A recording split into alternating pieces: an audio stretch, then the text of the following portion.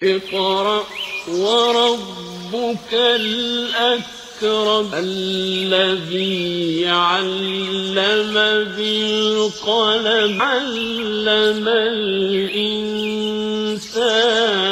ما لم يعلم۔ اردو کی بقا کے لیے شہر بھٹکل میں بزم بقائے اردو کے نام سے ادارے کی بنیاد ڈالی گئی۔ دہشت گردی کو اسلام کے ساتھ جوڑنا سیاسی مفاد کے لیے تھا، دنگے ہوتے نہیں کروائے جاتے ہیں، ڈاکٹر رام پنیانی کا بیان۔ 3 طلاق پر جو لوگ خاموش ہیں وہ قصوروار ہیں، ملک ایک ہے تو ایک قانون کیوں نہیں، یوگی آدتیہ ناتھ کا بیان۔ حیدرآباد میں جے شری رام نہ کہنے پر مسلم لڑکوں کی پٹائی، 5 زخمی۔ شام پناہ گزینوں کے قافلے پر حملے کے بعد انخلا کا عمل ایک بار منجمد، عوام موت کے کگار پر۔ شامی صدر دہشت گرد ہیں، برطانوی وزیر خارجہ کا بیان۔ روس اپنے اتحادی بشار الاسد کی حمایت سے دستبردار ہو جائے۔ کیا آپ اپنے نئے گھر کے لیے ڈائننگ ٹیبل کھوج رہے ہیں؟ صوفہ سیٹ، ٹی ٹیبل، کیبنٹ الماریوں سے اپنا نیا گھر سجانا چاہتے ہیں تو جلدی کریں۔ مدینہ کالونی میں واقع علی ایجوکیشنل بک ہاؤس میں آپ کو رعایتی داموں کے ساتھ بہترین اور عمدہ کوالٹی کے صوفہ سیٹ، ڈائننگ ٹیبل، کیبنٹ الماریاں، ٹی ٹیبل اور نت نئے ڈیزائن کے آپ کے پسند کے فرنیچر دستیاب ہیں۔ جلدی کیجیے، محدود اسٹاک ہے۔ رابطے کے لیے اس نمبر کا استعمال کریں 8150939399۔ اب خبریں تفصیل سے۔ بھٹکل کرناٹک کا ساحلی علاقہ اور بالخصوص شہر بھٹکل مختلف زبانوں کی آماجگاہ ہے اور یہاں کے مقامی افراد کا 90% طبقے کی مادری زبان نمایتی ہونے کے باوجود عام بول چال، درس و تدریس کے لیے اردو زبان کا استعمال ہوتا ہے، اور پھر اس قوم سے کئی نامور شعراء نے ملک بھر میں اپنا نام بھی کیا۔ اس کے باوجود اردو کی بقا کے لیے ایسا کوئی متحرک ادارہ نہ ہونے کی بنا پر آج یہ نشست جناب عبدالمجید خیال کی کئی دنوں کی جدوجہد کے بعد رکھی گئی ہے تاکہ تمام فکروں کے افراد کو لے کر ایک منظم تحریک چلائی جائے۔ ان باتوں کا اظہار ایڈیٹر فکر و خبر انصار عزیز ندوی نے نظامت کے دوران مجلس کے انعقاد کے غرض و غایت پر روشنی ڈالتے ہوئے اطلاع دی اور کہا کہ پہلی نشست مولانا اویس مدنی کے گھر منعقد ہو چکی ہے، جس میں بنیادی اراکین کا انتخاب عمل میں لایا گیا ہے۔ مزید اراکین انتظامیہ کے نامزدگی کے بعد عہدوں کا انتخاب ہوگا۔ اس موقع پر کئی مقررین نے اور اراکین انتظامیہ میں منتخب ہونے والے اراکین نے اردو کی تاریخ پر اور دیگر کئی مسائل پر روشنی ڈالتے ہوئے اس ادارے کو مضبوط بنا کر اور منظم طور پر اردو کے بقا کے لیے بلا غرض جد و جہد کرنے کی تلقین کی۔ اس میں قابل ذکر سابق principal Anjuman degree college and P G centre professor M A Mulla نے کہا کہ اردو کے تحفظ کے لیے جب تک کوئی ادارہ نہیں ہوتا اس وقت تک منظم شکل میں اس کے تحفظ کی کوششیں نہیں کی جا سکتی۔ مولانا جعفر فقی باؤ ندوی نے کہا کہ اردو کئی زبانوں سے مل کر بنی ہوئی اکلوتی زبان ہے جس میں وحدت کی مثال ہمیں ملتی ہے۔ اسی زبان کو ختم کرنے کے لیے کئی منصوبے کیے گئے۔ پہلے اس کو اسکولوں کے نصاب سے بے دخل کر دیا گیا اور آگے چل کر ایک سازش کے تحت اس کو ختم کرنے کا منصوبہ بنایا گیا اور اس پر عمل درآمد بھی شروع ہو چکا ہے۔ ان حالات میں ہماری ذمہ داری ہے کہ ہم اس کے تحفظ کے لیے کوششیں کریں اور جو کچھ ہم سے ہو سکتا ہے ہم اپنا تعاون پیش کریں۔ ان کے علاوہ جناب عرفان محتشم، جناب ایم کے شیخ پرنسپل انجمن ڈگری کالج، جناب یاسین محتشم، جناب عفان بافقی، جناب اقبال سعیدی نے اپنے خیالات کا اظہار کیا۔ ادارے کے لیے کئی نام پیش کیے گئے جس میں بزم بقائے اردو کو زیادہ ووٹ ملے۔ آخر میں نشست کے صدر جناب مولانا اویس مدنی نے صدارتی کلمات میں اردو کے تعلق سے اپنے خیالات کا اظہار کرتے ہوئے اسے مستحکم کرنے پر زور دیا اور ان کاوشوں کی سراہنا کرتے ہوئے مزید مضبوطی لانے کی تلقین کی۔ بھٹکل مسلم یوتھ فیڈریشن کے زیر اہتمام 18 سے 22 سال کے طلباء کے لیے منعقد 2 روزہ خصوصی تربیتی کیمپ کل رات ایک عام اجلاس کے ساتھ ہی پوری کامیابی کے ساتھ اپنے اختتام کو پہنچا۔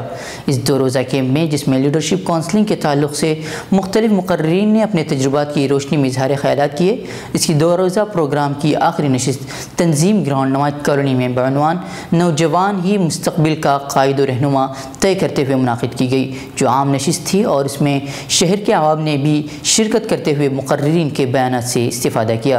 ان تربیتی کیمپ کے مہمان خصوصی اور ہندوستان کی تاریخ پر عبوریت رکھنے والے مشہور شخصیت ڈاکٹر رام پنیانی صاحب نے اس موقع پر پرزور خطاب کیا اور پھر اسلامک دہشت گردی جیسے الفاظ کو کب گڑھا گیا، کیوں گڑھا گیا اور پھر دہشت گردی اور اسلام سمیت کیا کسی بھی مذہب کے ساتھ اس کا تعلق ہے، تاریخ کے پس منظر میں حقیقت بیان کرتے ہوئے اس پر روشنی ڈالی اور کہا کہ دہشت گردی ایک سیاسی چال ہے جو سیاست کے لیے استعمال کیا جاتا ہے۔ امریکہ نے چال چلی اور پھر افغانستان سے القاعدہ، طالبان اور پھر داعش کی بنیاد ڈالی، اور یہ سب کچھ صرف تیل کے کنویں حاصل کرنے کے لیے تھا۔ بصورت دیگر دہشت گردی کو اسلام سے جوڑنے کے بعد مرنے والوں کے تعداد میں سب سے زیادہ مسلمانوں کی تعداد ہونا یہ تشویش کی بات ہے۔ اس موقع پر انہوں نے فرقہ واریت کے پھیلتے ہوئے زہر پر بھی بیان دیتے ہوئے کہا کہ فرقہ وارانہ فسادات ہوتے نہیں بلکہ کرائے جاتے ہیں، اور یہ وہی لوگ کراتے ہیں جن کو آنے والے انتخابات میں اس کا فائدہ حاصل ہوتا ہے۔ ان حالات میں ہماری سب سے بڑی ذمہ داری یہ ہوتی ہے کہ ہم اپنے نوجوانوں کو ایک سچا اور اچھا شہری بنانے کے لیے کوششیں کریں اور اس بات کی فکر کریں کہ مذہب چاہے آپ کا جون سا بھی ہو لیکن آپ ایک اچھے اور سچے شہری بن کر جئیں۔ انہوں نے ہندوستان اور عالمی حالات کی مثالیں پیش کرتے ہوئے کہا کہ دہشت گردی مذہب کی بنیاد پر نہیں ہوتی بلکہ یہ سیاسی فوائد حاصل کرنے کے لیے کی جاتی ہے جس میں تمام مذاہب سے تعلق رکھنے والے افراد ہو سکتے ہیں۔ انہوں نے اس کی کئی مثالیں پیش کرتے ہوئے کہا کہ پچھلے 20 سال سے ہندوستانی مسلمانوں کے خاص طبقے کو نشانہ رکھتے ہوئے ان پر بہت ظلم ڈھایا گیا۔ ان حالات میں ہماری ذمہ داری ہے کہ ہم اپنے اخلاق کے وہ اعلیٰ نمونے پیش کریں جس سے ہم اپنی افادیت دوسروں کے سامنے پیش کرنے میں کامیاب ہوں۔ انہوں نے کئی ایک مثالوں سے اس بات کو واضح کرنے کی کوشش کی کہ ہندوستان میں مختلف مذاہب کے درمیان جو بھائی چارگی کی مثالیں ہیں وہ دنیا کے کسی بھی ملک میں نہیں پائی جاتی، لیکن آج اس بھائی چارگی کو بعض طاقتیں ختم کرنے کی کوشش کر رہی ہیں اور تاریخ کو توڑ مروڑ کر پیش کرتے ہوئے نفرت کا زہر پھیلانے کی کوشش کی جا رہی ہے۔ ہندوستان کی آزادی کے لیے جب کوششیں کی جا رہی تھی تو اس وقت یہاں کے مشہور ہستیوں نے اسی بھائی چارگی کو فروغ دینے کے لیے کوششیں کی، گرچہ ان کے مذہب الگ الگ تھے لیکن جب بھی کوئی پارٹی توڑنے کی بات کرتی تو انہوں نے اس میں جانے سے انکار کیا۔ مسلم لیگ کے ہوتے ہوئے مولانا ابوالکلام آزاد نے صرف اسی وجہ سے اس میں شمولیت اختیار نہیں کی کہ وہ ہندوستان کی بھائی چارگی کو ختم کر کے الگ ملک بنانے کی بات کرتے تھے۔ اسی طرح گائے پر پابندی لگانے کی بات جب آئی تو گاندھی جی نے کہتے ہوئے اسے سرد خانے میں ڈال دیا کہ ہندوستان میں صرف ایک ہی طبقہ نہیں رہتا۔ ڈاکٹر صاحب نے مزید کہا کہ یقیناً ہندوستان میں مسلمان دوسرے ملکوں سے آئے لیکن ہندوستان کی جو دولت تھی وہ انہوں نے یہیں خرچ کی اور اس کے ذریعے سے اسی ملک کو ترقی کرنے کی فکر کرتے رہے، لیکن جب انگریزوں نے ہندوستان میں قدم رکھا تو انہوں نے یہاں کی دولت اپنے یہاں منتقل کر دیا اور اس کے ذریعے ہندوستان کی ترقی نہیں کی بلکہ اپنے ملک کے خزانوں میں اضافہ کیا جس سے کسی کو انکار نہیں ہے۔ مولانا ابوالحسن علی ندوی اسلامی اکیڈمی بھٹکل کے جنرل سیکریٹری مولانا محمد الیاس ندوی نے کہا کہ دعوتی فریضہ انجام دینے اور سماجی میدان میں آگے بڑھنے کے مواقع جتنے ہندوستان میں ہیں وہ دنیا کے کسی بھی ملک میں نہیں ہیں۔ ہندوستان کے موجودہ حالات جیسے بھی ہوں لیکن ہمیں مایوس ہونے کی ضرورت نہیں ہے۔ آپ یہ سمجھتے ہیں کہ قوانین بنانے والے وزیر اعظم یا پھر دیگر وزراء ہوتے ہیں؟ نہیں، بلکہ قوانین اور پالیسیاں بنانے والے وہ سول سروسز کے لوگ ہوتے ہیں جو کئی وزیر اعظم پر بھاری ہیں۔ ہمیں پارلیمنٹ میں اپنی سیٹیں بڑھانی ہیں یا نہیں یہ تو اور بات ہے، لیکن ہمیں سول سروس میں اپنے نوجوانوں کو آگے بڑھانا ہے۔ IIT میں تنخواہ کی گارنٹی نہیں ہے لیکن 40 سال تک سول سروس بھی تنخواہ کی گارنٹی دی جا سکتی ہے۔ ملحوظ رہے کہ جلسے کا آغاز حافظ امین ذہیب کی تلاوت کلام پاک سے ہوا۔ جناب جاوید آرمار صاحب نے استقبالیہ کلمات پیش کیا اور جلسے کی صدارت بھٹکل مسلم یوتھ فیڈریشن کے صدر جناب امتیاز الدیاور نے کی اور نظامت کے فرائض مولانا عرفان SM ندوی نے بحسن خوبی انجام دیے۔ لکھنؤ 3 طلاق کے معاملے پر گزشتہ روز وزیر اعظم مودی کے بیان کے بعد اب اتر پردیش کے وزیر اعلیٰ یوگی آدتیہ ناتھ نے بھی اس پر بڑا بیان دیا ہے۔ انہوں نے کہا ہے کہ کچھ لوگ اس پر خاموش ہیں، وہ اس کے لیے یکساں طور پر مجرم ہیں۔ چندر شیکھر کی جینتی پر ایک کتاب کا اجرا کے پروگرام میں یوگی آدتیہ ناتھ نے کہا کہ اگر ملک ایک ہے تو ملک میں یکساں سول کوڈ کیوں نہیں؟ اس موقع پر یوگی نے چندر شیکھر جی کا حوالہ دیتے ہوئے کہا کہ انہوں نے کہا تھا کہ اگر ہماری فوجداری کیس اور شادی بیاہ ایک جیسے ہیں تو یکساں سول کوڈ کیوں نہیں اپنا گیا؟ چندر شیکھر آزاد بھی یکساں قانون کے حامی تھے۔ چندر شیکھر نے کشمیر کے جانے پر اتحاد جانے کی بات کی تھی، لہذا نظریہ کوئی بھی ہو لیکن سبھی کا مقصد عوام کی بہبود ہی ہونا چاہیے۔ یوگی آدتیہ ناتھ نے کہا کہ ملک کے مسئلے پر کچھ لوگوں کا منہ بند ہے۔ انہوں نے مہابھارت میں دروپدی کے چیرہردن کے وقت وہاں موجود لوگوں کی خاموشی کی مثال دیتے ہوئے کہا کہ 3 طلاق پر جو خاموش ہیں وہ مجرموں جیسے ہیں۔ یوگی نے 3 طلاق کو بڑا مسئلہ قرار دیتے ہوئے اسے خواتین کے ساتھ ناانصافی بتایا ہے۔ حیدرآباد کے چکٹپلی علاقے کی سوریہ نگر کالونی میں موٹر سائیکل پر جا رہے نوجوانوں کو غنڈوں نے جبرن روک کر جے شری رام کہنے کے لیے کہا، لیکن جب انہوں نے ایسا کہنے سے انکار کر دیا تو بدماشوں نے مسلم نوجوانوں پر حملہ کر دیا، جس میں 5 نوجوان زخمی ہو گئے۔ اس واقعے کے بعد سوریہ نگر علاقے میں کشیدگی پیدا ہو گئی ہے۔ اطلاعات کے مطابق متراواڑی علاقے میں کچھ بدماش نشری میں چورتے اور انہوں نے وہاں سے گزر رہے مسلمان لڑکوں کو روکا اور انہیں جے شری رام نعرہ لگانے کے لیے کہا، مگر جب ان لڑکوں نے ایسا کرنے سے منع کر دیا تو بدماش تشدد پر اتر آئے۔ انہوں نے آٹو رکشہ اور کار پر بھی پتھراؤ بھی کیا۔ سیاست-ہندی.com کی خبر کے مطابق چکٹپلی پولیس نے اس سلسلے میں مقدمہ درج کر لیا ہے اور علاقے میں کثیر تعداد میں پولیس فورس کو تعینات کر دیا گیا ہے۔ زخمی مسلم نوجوانوں محمد فیضان، سید سہیل، سید بشیر، عامر اور فردوس کو علاج کے لیے گاندھی اسپتال لے جایا گیا۔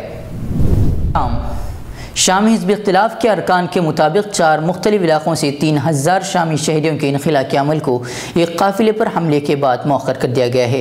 اس سے قبل شامی صدر کے حامی پناہ گزینوں کے ایک قافلے کو بم دھماکے سے نشانہ بنایا گیا، جس کے نتیجے میں 120 افراد ہلاک ہو گئے تھے۔ اس موقع پر اس تاخیر کی کسی وجہ کا باضابطہ اعلان نہیں کیا گیا۔ اس اعلان کے وقت ہی دیر الزور شہر میں داعش کی جانب سے گولہ باری کی گئی، جس کے نتیجے میں علاقے کا دورہ کرنے والے 2 روسی صحافی زخمی ہو گئے۔ روسی فوجی کی انا نیوز سروس کے مطابق دونوں صحافی اس کے ملازم ہیں، ان میں سے ایک کو بازو میں جبکہ دوسرے صحافی کو ٹانگ اور پیٹ پر زخم آئے ہیں۔